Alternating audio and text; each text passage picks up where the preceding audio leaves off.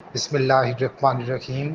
Cricketer محمد عرفان کی کہانی صرف کرکٹ کے میدان میں رفتار اور باؤنسر کی بازگشت تک محدود نہیں، بلکہ یہ ہمت، خوابوں اور جنون کی وہ داستان ہے جو ہر سننے والے کو اپنی گرفت میں لے لیتی ہے۔ پنجاب کے ایک چھوٹے سے گاؤں سے تعلق رکھنے والا یہ دیو ہیکل نوجوان اپنے غیر معمولی قد اور بے پناہ محنت کے بل بوتے پر عالمی کرکٹ کے افق پر چمکا، جہاں اس کے قدموں کی گونج دیر تک سنائی دیتی رہی۔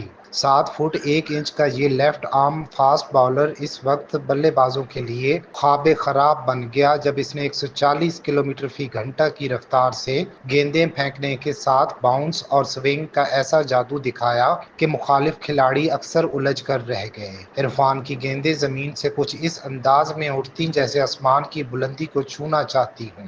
بھارتی بلے بازوں نے عرفان کے قد سے پیدا ہونے والے غیر معمولی باؤنس کا سامنا کرنے کے لیے اونچی بینچوں اور سٹیجز پر کھڑے ہو کر پریکٹس کی، مگر عرفان کا خطرناک یارکر اور بے رحم باؤنسرز اکثر ان کی کوششوں کو ناکام بنا دیتے۔ جنوبی افریقہ کے ہاشم آملہ جیسے بلے باز بھی عرفان کے سامنے بے بس نظر آئے۔ عرفان نے اپنی شاندار گیند بازی کے ذریعے آملہ کو 9 میچز میں 5 مرتبہ پویلین کی راہ دکھائی۔ یہ محض ایک ریکارڈ نہیں بلکہ عرفان کے اس عزم کی کہانی تھی کہ اگر دل میں جنون ہو تو دنیا کے بہترین کھلاڑی بھی آپ کے سامنے جھک سکتے ہیں۔